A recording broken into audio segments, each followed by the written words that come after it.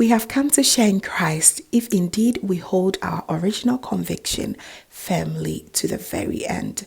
Hebrews chapter 3 verses 14. Family, a very warm welcome back to the Lovystouch food channel. Thank you so much for coming back. Chinkafa De Waakeee is on the menu today. This is a festive sale done with so much ease, but yet the very best way to make your waakye this holiday season. So please, fam, do not go anywhere. Stay tuned and let's make the very best waakye, one of the popular rice recipes in Ghana. Let's get started. So these are the list of ingredients, which I'm also going to list below in the description box. So please do well to check it out. Here I have some black-eyed beans, which I'm going to make sure I wash very well and handpick all foreign materials. I will rewash it again and soak it for about 30 minutes and set it aside, and we will come back to the beans while we go on with other stuff that are very, very important. In this recipe, I am going to be using the dry sorghum leaves for the waakye for a beautiful color, but the other recipes that I've also shared here, which I did not use that. So please, if you do not have sorghum leaves at home, do well to watch that, which I'm going to link it here. Alright, so next step, I'm going to prep my dried sorghum leaf. I am going to add about 1 liter of water and then add my dried sorghum leaf right here and allow this to boil for about 10 minutes. And when you get that beautiful red color from this sorghum leaf, that's the time for you to add your beans. And with the beans, I used about 3 cups of that, and I am going to make sure I stir it gently together, leaving my dry sorghum leaves right there. Just allow this to cook so that the pigmentation of the beans become very reddish and very lovely, very attractive. That is what we want our waakye to look like at the end of the day. So beans really soak up water very fast, so you just want to be checking up on it and add a lot more of hot water just to make the cooking process go a little bit faster. All right, and to that I also add a tablespoon of bicarbonate soda. There are 2 things that the bicarbonate soda does here.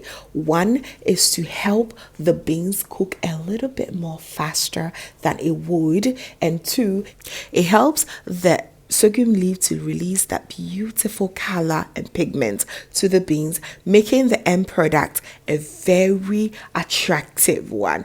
So we're going to now take out the sorghum leaf and then add our rice. All right, and this beans was cooked for about 25 to 30 minutes. It wasn't all the way cooked through, so it's the perfect time for us to add our rice. It just needs about 25 minutes for it to get done, so it's a perfect time to cook both the rice and the beans together. We do not want the beans to be overly cooked just yet. It is very important for you to stir very well so that everything in this pot be very well uniformed, and cover it once you're done and be attending to it every 5 minutes or so. Please ensure that you're doing this on a low to medium heat. You don't want this waakye to be burning and all of that, okay? So do this on a low to medium heat. Always such a success when you're cooking on a low to medium heat. No rush, all right? Just look at that beautiful color of the waakye. It's looking so good already, but there's one thing that we've not done yet, that is to season it with salt. I intentionally waited for this time to add the salt because adding salt and cooking beans does not go hand in hand. It delays the whole cooking process, so just know that, okay? So I seasoned it with a tablespoon of salt. Just go according to your taste buds, and I went ahead to just gently stir everything together, and this is the catch right here. Adding a little bit of coconut milk in your waakye, it's just incredible, and it's just so amazing. You want to be trying this because it's just it's going to blow your mind. Literally, it's just make everything so good. So I'm going to stir gently together, and now all that I have to do is cover it and allow it to slowly cook and steam up every flavor in here for about 10 to 15 minutes more, and voila, look at that waakye. Just have a look at that waakye. It is soft, it is moist, and it's just so delicious with a touch of that coconut milk. Oh my goodness, it is so good. This is a type of waakye that you could literally eat on its own. This waakye is very festive, so I really recommend making your waakye this way for this festive season for your friends and loved one. They're going to absolutely enjoy this so much. All you need, honestly, all you need is a good shito and you'll be good to go. It is so good. Now it's a time for us to just put everything together and enjoy as it should. So my leaf is really dry, I can see that, but I was really craving waakye in a leaf, so I just pressed some leaves on here, a little bit of spaghetti. I am not a big fan of gari with waakye, but if you are, go ahead and spread a little bit of gari on top. I love my waakye with lots of salad because of that crunch. A very good stew, Hausa stew, that I've also shared the recipe. I'm going to link it here.